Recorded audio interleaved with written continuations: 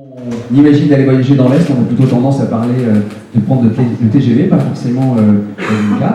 Donc c'est plutôt une belle opportunité, c'est plutôt une bonne nouvelle. Que c'est Écoutez, moi aujourd'hui, je suis très heureux de voir l'enthousiasme finalement de tous les acteurs présents autour de cette ligne P ou de la ligne 4. Parce que ça n'a pas toujours été le cas.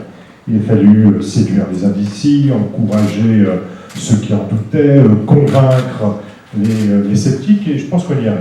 Et j'aimerais, Valérie, si tu le permets, rendre hommage également à mon prédécesseur, Philippe Richert, qui, avec Valérie Pécresse, ont donné finalement à l'époque un peu le go de cette capacité de travailler entre les régions, avec d'autres partenaires qui se sont déjà exprimés jusqu'à présent, pour effectivement redonner des perspectives à l'Est parisien et redonner, comme le disait Philippe à l'instant, à l'Ouest de notre région aussi des perspectives. Le travail n'est pas fini. Ce que nous célébrons aujourd'hui, c'est une étape essentielle, c'est une étape capitale.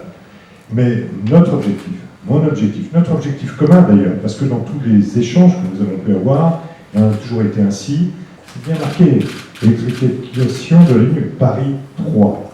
Et pas nos gens qui s'arrêtent là, et ensuite on n'en parle plus.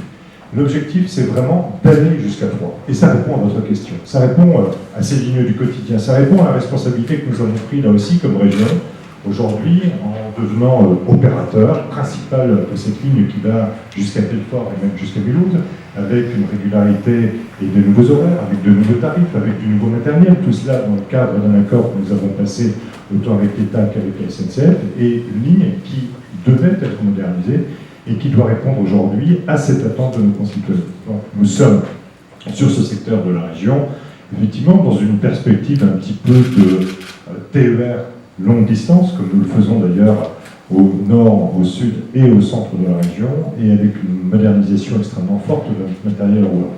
Dans le mois qui vient de passer, c'est près de 500 millions d'euros de la région Grand Est qui vont être investis chez Mireille Gazin dans du matériel roulant, qu'il soit transfrontalier, qu'il soit là aussi à l'échelle des enjeux qui sont les nôtres, mais ça montre vraiment la détermination et la réflexion globale, pas simplement sur une ligne, mais la réflexion globale que nous avons à l'échelle du territoire régional. Donc c'est majeur, c'est important, et moi je crois qu'il faut, en tout cas avec mes camarades de jeu, nous arrivions à continuer à appuyer sur ce projet qui est un projet majeur, un projet essentiel, et qui politiquement n'est, en tout cas, je crois, pas encore totalement achevé.